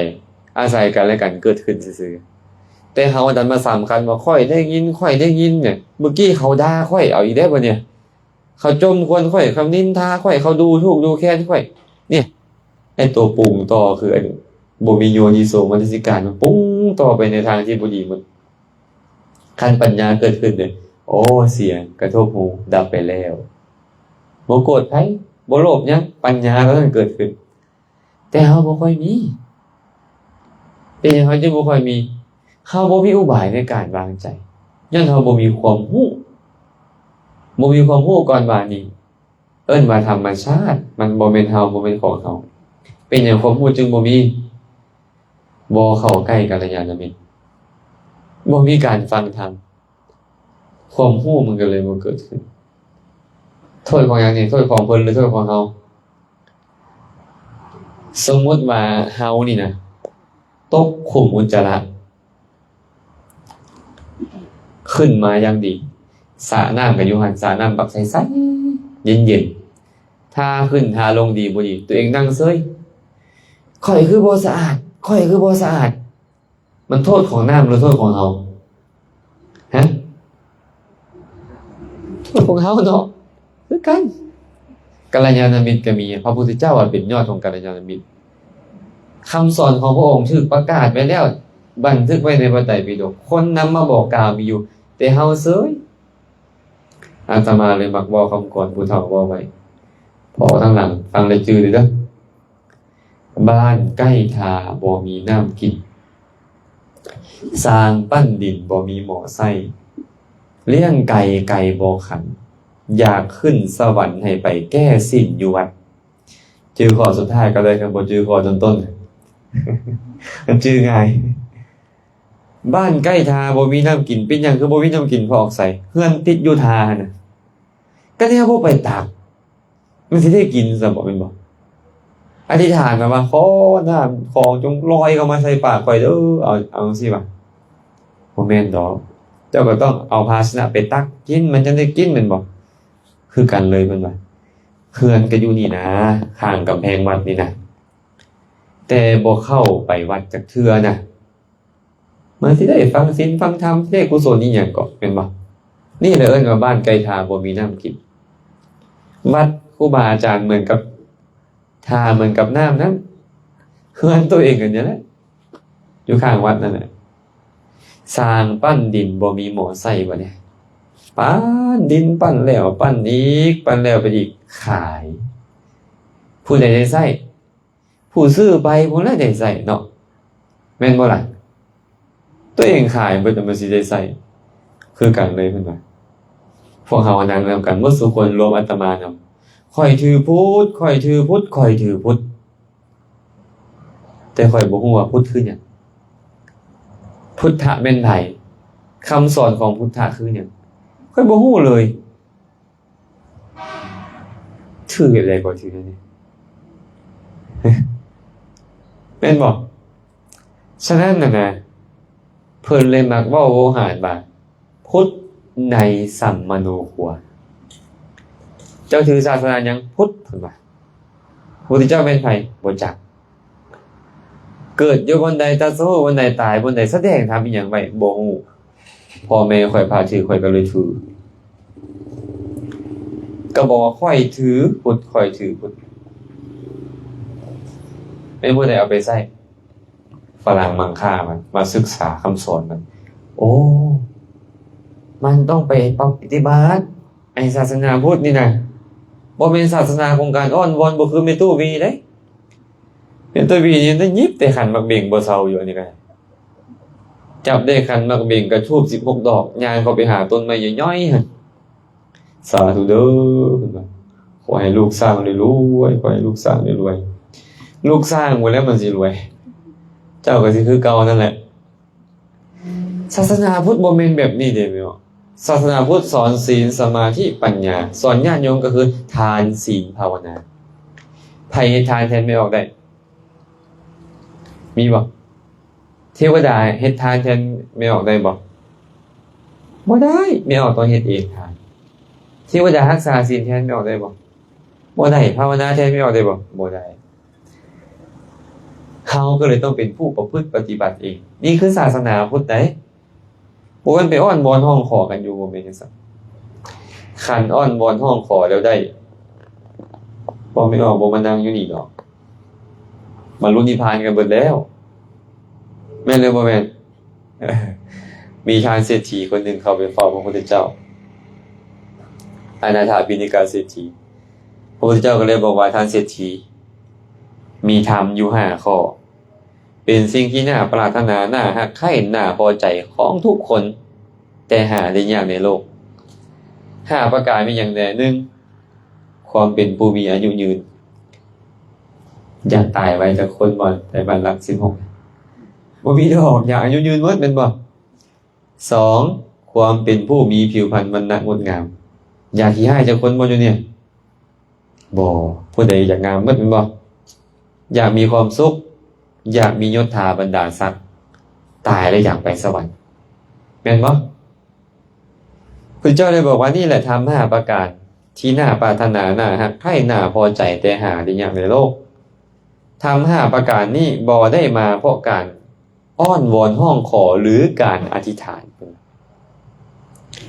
หากมาทำ5ประการนี้ได้มาเพราะการอ้อนวอนห้องขอหรืออธิษฐานแล้วแมนผู้ใดล่ะจะคาดเคลื่อนจากสมบัติของตนเป็นนายกบนเรือบ่จักบ่ไม่ออกก็ได้เนาะบ่ได้มานั่งแบบนี้ดอกคันมันสมปรารถนาเพราะการอ้อนวอนห้องขอเพราะการอธิษฐานเอาหั่นน่ะไผจักสิทุกข์เนาะบ่มีผู้ใดก็จะยืนเมิดผู้ใดก็จะร่ำรวยเมิดมียศถาบรรดาศักดิ์เมิดตายแล้วจะไปกองกันอยู่สวรรค์เมิดแต่มันบ่แม่นมันบ่แม่นแบบนั้นเด้เห็นบ่ศาสนาพุทธน่ะเจ้าอยากมีอีหยังอยากเป็นแบบใดเจ้าอย่าไปเพลิดเพลินกับมันหลายแต่ให้เฮ็ดเหตุของมันอยากกินข้าวบ่เอาเม็ดข้าวไปหวานจะกินกล้วยบ่เอาหน่อกล้วยไปปลูกบ่แม่นอยากกินกล้วยเอาเครือเขาหอไปปลูกเป็นตาได้กินกล้วยบ่เนี่ยบ่ได้กินอยากอายุยืนราคาแต่สัตว์มันเป็นตาอายุยืนบ่มีทางอยากงามเด้แต่มีแต่โกรธหมู่อยู่บ่เซาบ่มีทางอยากมีความสุขบ่เจริญภาวนาเลยแล้วซะเห็นบ่อยากมียศมาไปอิจฉาแต่หมู่อยู่บ่เซาบ่มีทางอยากไปสวรรค์แต่บ่รักษาศีลเลยก็บ่มีทางเหมือนกันมันบ่ถูกเหตุพระพุทธเจ้าเลยบอกว่ายาทิสังวปเตพีชังตาที่สังละพะเตพลังกัลยาณการีกัลยาณังปาปการีจะปาปกังบุคคลบานพืชเส้นใดยอมได้ผลเช่นนั้นเด้อผู้เฮ็ดกรรมดียอมได้ผลที่ดีผู้เฮ็ดกรรมชั่วยอมส่งผลเป็นความชั่วอาจารย์เบิ่งแม่ถ้าว่านั่นนางอันนี้บ้านนั่นบ้านนี่หั่นน่ะเฮ็ดแต่แนวบ่ดีเราคือได้ดีอยู่ตอนนี้เราเฮ็ดแนวบ่ดีแต่ว่าอดีตเราเฮ็ดดีอ่ะมันก็ส่งผลดีให้เราแล้วบ่แต่อันสิ่งที่เราเฮ็ดบ่ดีตอนนี้น่ะมันจะบ่มีทางส่งผลดีจักเทื่อมันจะส่งผลที่บ่ดีให้เขาในอนาคตเห็นป่ะแบบนี้เนี่ยครับเฮาคือกันได้เฮาเป็นคนพุทธฝรั่งมังค่าเขามาศึกษาแล้วเอาไปประพฤติปฏิบัติเขาได้ความสุขจากศาสนาแต่พวกเขานี่บอกค่อยถือศาสนาค่อยถือศาสนาตัวเองเคยฮู้มาแบบใดหมู่บ่เว้าต่างนี่ยังเครียดให้หมู่พุทธจังได้แบบนี้พุทธบ่ตื่นบ่ฮู้อีหยังเนาะมันนั่นเป็นอย่างนี้นี่ซุมื้อนี้เฮาบ่ศึกษาเพิ่นก็เลยบอกว่าสร้างปั้นดินบ่มีหมอใส่เฮาเป็นเหมือนสร้างปั้นดินพวกฝรั่งมังค่าเขาเป็นเหมือนกับผู้มาซื้อหอดินไปเข้าไปเจริญสมาธิเจริญวิปัสสนาได้ไปเขาพวกเขาล่ะค่อยถือพุทธแต่บ่ได้เลยอันนี้เป็นโทษอยู่เลี้ยงไก่บ่ขันสมัยก่อนตอนอาตมายังน้อยนี่นะสิเฮ็ดอีหยังมันบ่มีดอกมงปุกแบบนี้บ่เป็นคนร่ำคนรวยอีหยังเนาะอาศัยแต่เสียงไก่ขันไก่มันขันเอกอีเองเอกตอนนี้ขันกกแล้วได้ขันบาต่อไปขันกลางได้ขันบาต่อไปขันแจ้งได้นี่ได้เจ้าสิเฮ็ดหยังก็เฝ้าเฮ็ดได้แสดงว่าไก่ปลุกเฮาแม่นบ่ไก่ปลุกเฮาคันไก่บ่ขันเด้เฮาก็หลับอยู่หั่นแหละเพิ่นเลยบอกว่าเลี้ยงไก่บ่ขันคือกันเลยพวกแม่เฒ่าแม่นายสมัยก่อนตื่นเช้ามาอาหารใดอันใดดีๆปนอันใดแซ่บๆแต่งใส่ผ้ากะตาพุ่นเอาไปหายาคูหมดผัวบ่ได้กินลูกบ่ได้กินดอกอาหารดีๆพุ่นยาคูบ่ได้กินน่ะตุ้ยขึ้นยาคู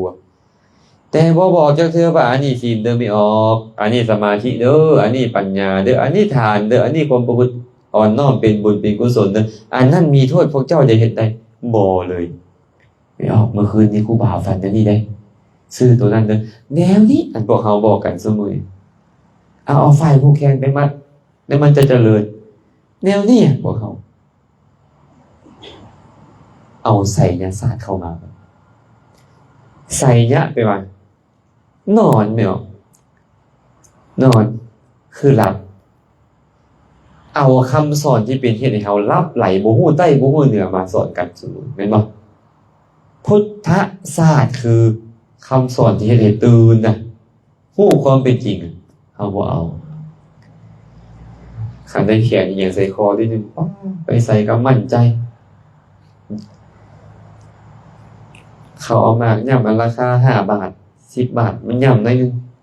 ได้คำมากนั้นไปป๊าดปานได้เป็นเทวดาบางคนน่ะคักหลายว่าซั่นตัวได้ห้อยใส่คอนี่โปปานได้เป็นลูกพระราชาห้อยคำมากใส่คอมันพิสดารอีหยังกระเดียกระดอกก็อันนั้นตายบ่ล่ะไม่ออกตายบ่สมมุติว่าคงเลยซะฟันแทงบ่เข้าแล้วตายบ่ล่ะ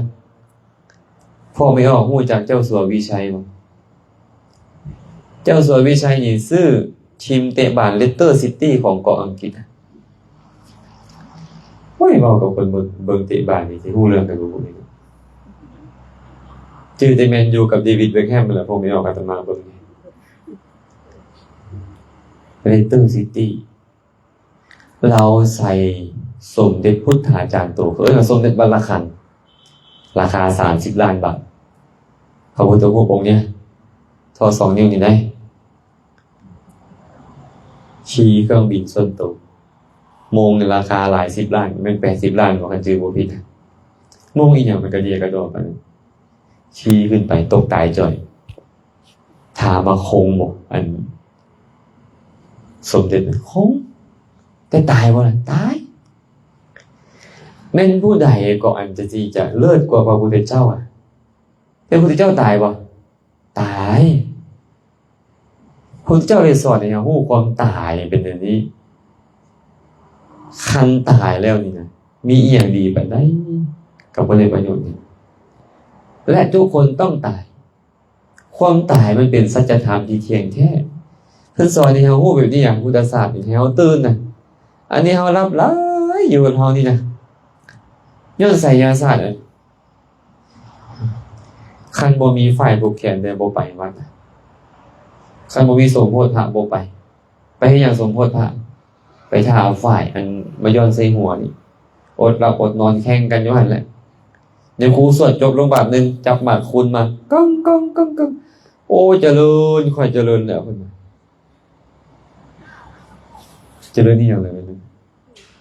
เจริญอกุศลแม่นบ่ฮู้ใต้ฮู้เหนืออีหยังเลยตื่นเช้ามาจับมีดตัดได้จับ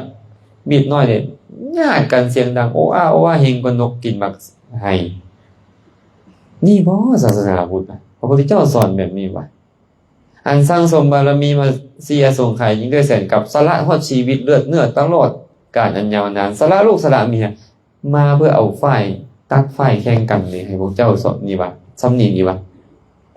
ต้องคิดได้พวกเขาเป็นคนพูดคนพูดคือพูดตื่นหู้แม่นบ่ล่ะไม่บ่แม่นบ่วนให้ไปออกทางข้างหลังจะบ่จับที่ฮะแต่ดีบ่ล่ะดีส่วนนึงอยู่เอาบ่ส่วนดีเลยเนาะจังอาจารย์แล้วบ่แต่แนวบ่ดีบ่แม่นเป็นกำลังใจบางเทื่อได้มัดเข้าไปป๋อมัดฝ่ายผูกแขนแล้วใจมันดีใจมันเข้มแข็งไปทำมาค้าขึ้นได้บ่เนี่ยอันนี้ใจเฮาดีบุญละส่งผลเนาะแต่ก็ต้องเข้าใจไว้นั่นได้เลย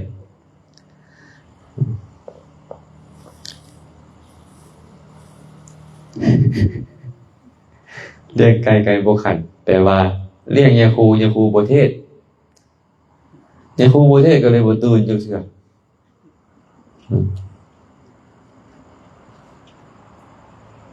ขออภัยเด้อคันถึงยาคูใดก็ได้ยาคูโยงบ่ยาคูโยงเทศจังซี่อะไรจะให้เขาเลี้ยงไก่ได้มื้อใดก็สุดาบังดาวมื้อใดก็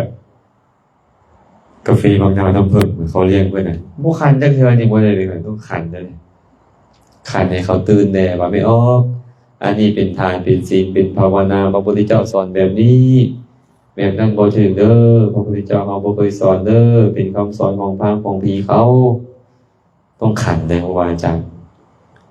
ได้ไปเห็นแก่ลาภสักการะอะไรเนาะให้ขัน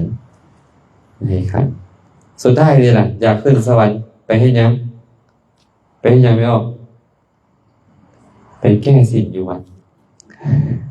จะไปแก้ศีลแท้เลยตกนรกเลยแก้ศีลอยู่วัดหมายถึงแก้ศีลดำมาลงศีลขาวรักษาศีล8รักษาศีลอุโบสถแบบนี้หรือว่าสมัยก่อนเนี่ยเขาเอาผ้าใหม่นะไปมัดใบลานที่เขียนคำสอนของพระพุทธเจ้าไว้ไปแก้ศีลคือแก้ผ้าใหม่นี่นะออกมาแล้วอ่านพระไตรปิฎกแดฟังศีลฟังธรรมว่ายังไงกันแล้วกันให้มันเข้าใจแล้วจะได้ไปสวรรค์จะรู้วิธีรู้อุบายในการดำเนินไปสู่สวรรค์สู่นิพพานบ่แม่นย่างไปใกล้ๆยาคูแล้วแก้ศีลฟาดออกไปสวรรค์บ่แม่นสันเดินเป็นตัววีเด้อแก้ผ้าที่ห่อพระไตรปิฎกไว้สมัยก่อนในบ่มีปึ้มแบบเฮาได้ไม่บอกไม่ออกบ่มีแบบเฮาเลยอาตมาตอนยังเป็นไอ้จั่วน้อยเป็นพระใหม่มีแต่ใบลานก็ใบลานแล้วก็จานเอาขี้มินหม้อใส่กับน้ำมันยาแล้วก็มาถูก็เป็นตัวให้เฮาอ่านเป็นตัวทำซ้ำไปบ่มีออกบ่ฮู้ได้บ่ฮู้เหนื่อยจังซั่นบางคนแม่นบ่ตัวทำเนี่ยมีแต่คนยังครูอ่านได้เลยสมัยก่อนยังครูกับบางยังครูซ้ำยังครูบางยังครูกับอ่านบ่ได้อ่านบ่ออกจือได้บ่บ้านไกลทาบ่มีน้ำกินสร้างปั้นดินบ่มีหม้อใส่เลี้ยงไก่บ่ขันอยากขึ้นสวรรค์ให้ไปแก้สิ่งอยู่วัดบ่กล้าเว้าตัวนี้บ่อาจารย์เนาะพวกเขาก็ต้องมาศึกษากันเนี่ยมาฟังธรรมเนี่ยอาตมาก็เลยบอกว่าสระน้ำใสสะอาดเย็นสนิทมีทาขึ้นทาลงดีอยู่ต่อหน้าเฮาตกหลุมอุจจาระมาเฮาบ่ไปล้างมันบ่เป็นโทษของน้ำบ่เป็นโทษของสระมันเป็นโทษของเฮาสระน้ำก็เหมือนธรรมะคำสอนคันเฮาบ่เข้าไปหาธรรมะคำสอนเฮาก็บ่ได้ประโยชน์จากธรรมะคำสอนธรรมะคำสอนก็ต้องมีผู้แสดงเขาก็ต้องเข้าไปหาผู้ที่แสดงนั่นแหละก็จะได้ฟังธรรมะคำสอนเนาะคำถามนี้น่าจะสำคัญครับมีคำถามอื่นบ้าง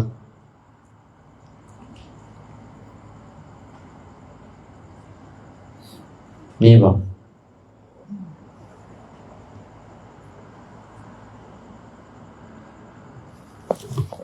ง่วงนอนกันง่วงนอนเนาะความจริงเลยมีหลายคำถามนี่18คำถามยังเหลืออยู่นี่ไวกันบ่ละบอกไม่ออกเอาไว้มือใหม่ได้บ่อาจารย์อยากให้พ่อไม่ออกกันผู้มีความสงสัยให้ได้ถามคันบ่มีจะแท้ก็สิพักผ่อนได้อาตมาไปตอบตอนใดก็ได้ตัวนี้อยากให้ญาติโยมผู้ที่มาร่วมได้มีโอกาสถาม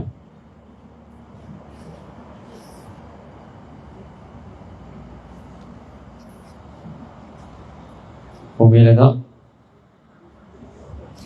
มาว่ามาเบิ่ง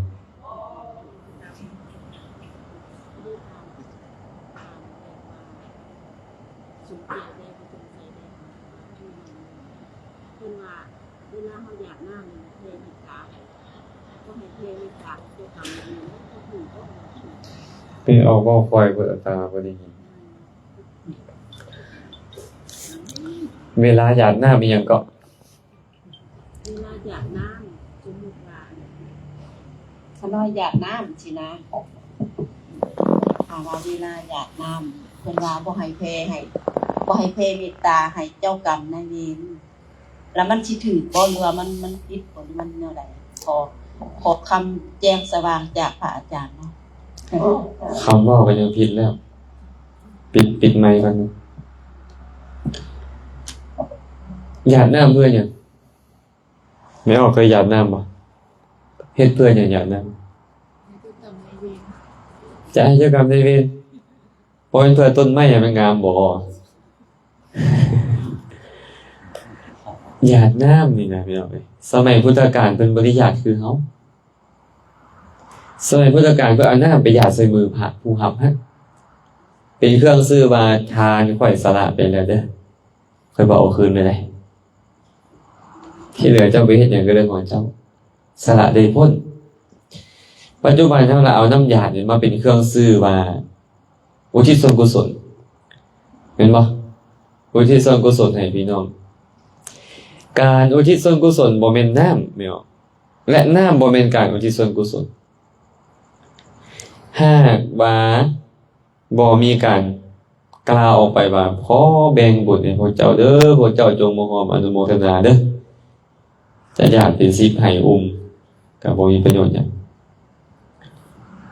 คันบุคคลมีเจตนาแบบนี้เว้าออกไปแบบนี้บ่มีน้ำก็เอิ้นว่าอุทิศส่วนกุศลมาแต่สำหรับบางคน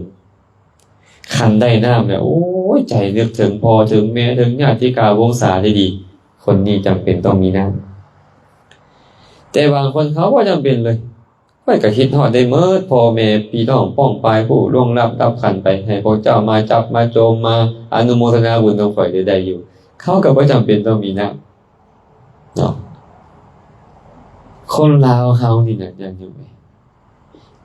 เข้าใจคำว่าเมตตากับอุทิศส่วนกุศลว่าเป็นอันเดียวกันแต่ความจริงแล้วบ่เป็นอันเดียวกันเลยทำความเข้าใจไว้เด้อแผ่เมตตาอย่างหนึ่งอุทิศส่วนกุศลอย่างหนึ่ง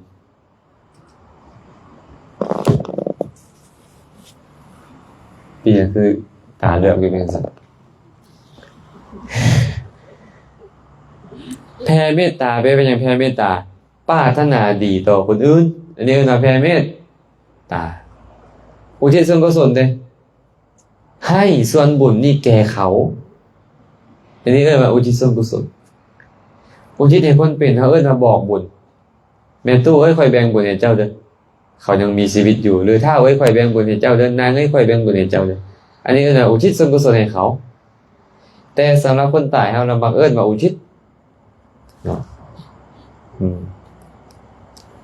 แต่แผ่เมตตาบ่เป็นจังซั่นแผ่เมตตาแปลว่าขอให้เจ้ามีความสุขเด้อนึกในใจขอให้เจ้ามีความสุขขอให้ผู้นั้นมีความสุขขอให้ผู้นี้มีความสุขนี่ก็ว่าแผ่เมตตาแผ่เมตตาต่างหากอุทิศส่วนกุศลต่างหากแต่เฮานิยมแบบนี้ไหว้พระเจริญเมตตาแล้วจังค่อยอุทิศส่วนกุศลเลยมักเมารวมกันเลยแผ่เมตตาอุทิศส่วนกุศลแผ่เมตตาอุทิศส่วนกุศลมันก็เลยเป็นว่าเอา2คำมาติดกันแล้วคิดว่าเป็นอันเดียวกันแต่ความจริงแล้วคนละอัน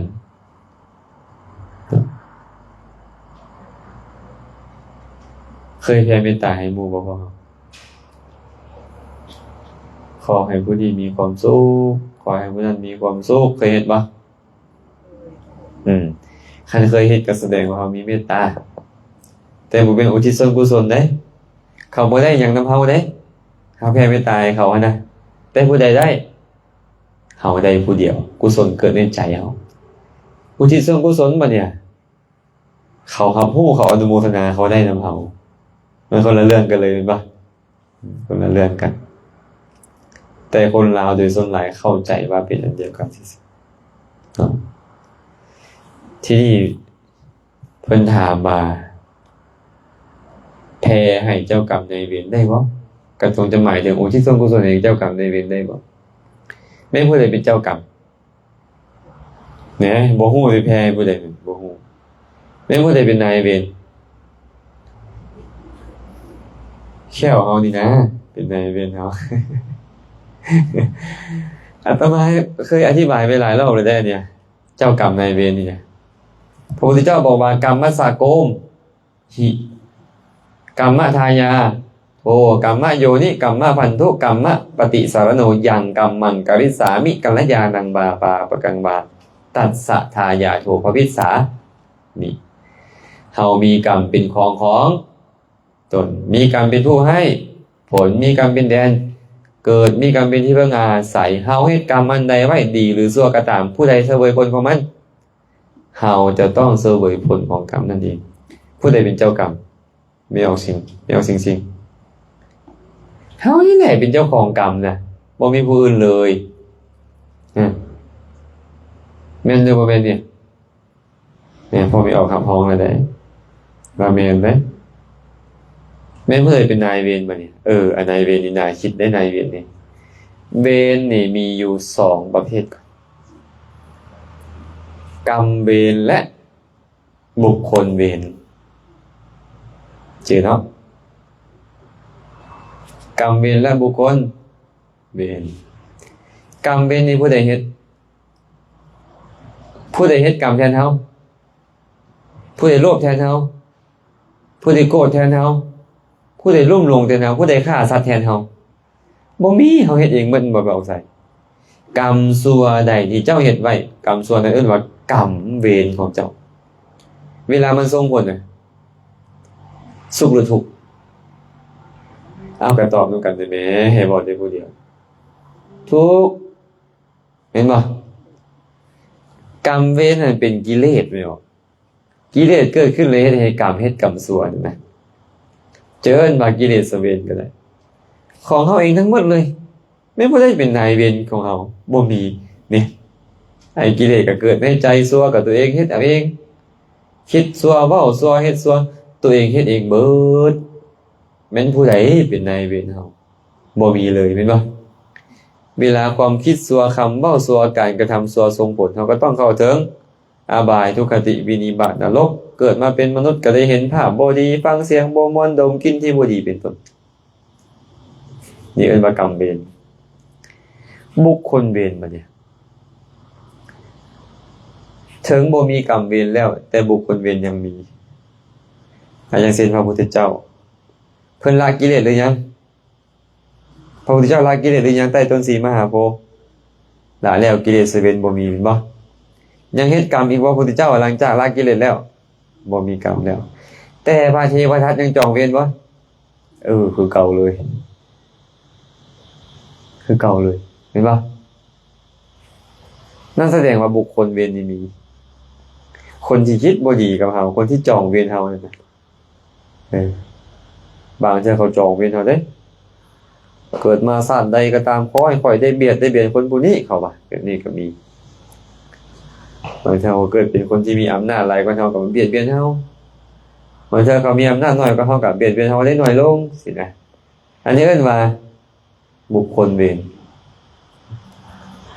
คันแบ่งบุญให้เขานี่นะถูกหรือผิดถามว่าแบ่งบุญให้เขาได้บุญหรือเจ้าได้บุญได้ทั้งสองฝ่ายเห็นป่ะสมมุตินี่อาตมาเขียนให้ไม่ออกไม่เห็นอาตมาแต่อาจารย์ก็ได้แบ่งบุญให้อาจารย์เด้อโอ้สาธุนำเด้อก็จะมีความฮักความสนิทสนมคุ้นเคยกันขึ้นจากคนที่สร้างกันกลายเป็นคนฮักกันได้บ่แล้วคนเฮ็ดบ่แบบนี้คนแบ่งบุญให้เขาบ่เจ้าให้ทานมาแล้วเจ้าได้บุญขอทานแล้วแม่นบ่เจ้าไปแบ่งบุญให้คนอื่นเจ้าได้บุญข้อปฏิทานะใหม่อีกนี่บุญ2เท่าแล้วคันเจ้าแบ่งให้คนอื่น100คน100เทื่อเจ้าก็ได้บุญเป็น100เท่าอีกบุญเป็นของไผเป็นของคนอื่นหรือเป็นของเฮาคันคนที่จองเวรเฮาเขาอนุโมทนาเขาได้บุญบ่คันเขาบ่อนุโมทนาเด้เขาก็บ่ได้เห็นบ่เฮานี่มีหน้าที่เพชรแบ่งให้ทุกคนเลยเนาะแบ่งบุญให้คนอื่นบางคนนี่สั่งเฮาสิตายนี่นะเฮาแบ่งบุญให้ลูกเขาฮักเฮาก็มีจะไปเชื่อเขาเด้อครับบ่ควรแบ่งไปเด้อแบ่งรถอาจารย์แบ่งบุญให้เขาอนุโมทนาเขามีอำนาจขึ้นในอาจารย์ก็แน่นอนแหละกันแต่เจ้าได้บ่ล่ะเจ้าก็ได้บุญคนเขาบุญพุ่นน่ะพระเจ้ามีจิตใจดีๆอยากแบ่งให้เขาเห็นบ่เจ้าก็มีคือกันมีอำนาจหลายขึ้นคือกันแต่ว่าการให้ปันกันการเว้าแต่สิ่งที่ดีๆนำกันมันจะเป็นเหตุให้ฮักใคร่กลมเกลี่ยวกันมันจะบ่เป็นเวรกันพระพุทธเจ้าเนี่ยบ่จองเวรพระเทวทัตตอบสุดท้ายแล้วพระเทวทัตกลับตัวกลับใจเนี่ยกำลังเดินทางมาหาพระพุทธเจ้าแผ่นดินสู้เรือได้ลมหายใจกับกระดูกขานี่ เกิดค่านี่ขึ้นข้าพระเจ้าขอถึงพระพุทธพระเจ้าว่าเป็นที่เพิงขอบูชาพระองค์ด้วยกระดูกทั้งหลายคือกระดูกคางวันนี้พร้อมด้วยลมหายใจนี่ใส่ลมหายใจก็กระดูกบูชาพระพุทธเจ้าสุดท้ายพระพุทธเจ้าพยากรณ์ว่าเราจะเป็นพระปัจเจกกับพระพุทธเจ้าในอนาคตปฏิวัติธรรมนี่นะแน่นอนเราได้เราแน่นอนจะบรรลุธรรมแต่พอไม่ออกพอออกนี่ชื่อพยากรณ์แล้วบอกยังอิงโดนอยู่ในพวกเขานี่อาจจะต้องนรกเฮงกันปฏิวัติธรรมอีกเกิดมาชาติหน้ามาคบคนบ่ดีซะไปทำให้คนที่มีคุณธรรมสูงทำให้พ่อทำให้แม่บ่ทำให้พระอรหันต์บ่ทำให้พระอริยเจ้าทำให้พระพุทธเจ้าไปเขาก็สิเฮงกันปฏิวัติธรรมคุณนะเห็นป่ะบ่แน่นอนจักดีเลยเนี่ยตอนนี้เราอาจจะมีพ่อมีแม่มีเพื่อนมีมิตรมีครูบาอาจารย์ที่เพิ่นฮู้ศีลฮู้ธรรมแล้วเขาได้ยินได้ฟังธรรมจากทานเหล่านั้นเขาก็เลยพอประคับประคองตัวเองเฮ็ดดีได้ซื่อๆได้แต่ชาติต่อไปมันบ่แน่นอนว่าเจ้าจะไปเจอหยังการสันชาติปัจจุบันก็ต้องเสพกัลยาณมิตรเอาไว้เสพธรรมะเอาไว้แม่นบ่น่าจะพอสมควรแล้วเนาะบ่แม่นแต่ญาติโยมเมื่อยแล้วตำลังเมื่อยกั้นใจสิได้มื้อนี้อยากนอนเองเลยบ่นี่ก็ได้เมื่อยเอง41กิโลรู้สึกว่าเมื่อยหลายแล้วปรากฏว่ามื้อนี้เนี่ยเป็นมื้อที่ย่างหลายที่สุดอีกตั้งแต่ย่างมานี่นะ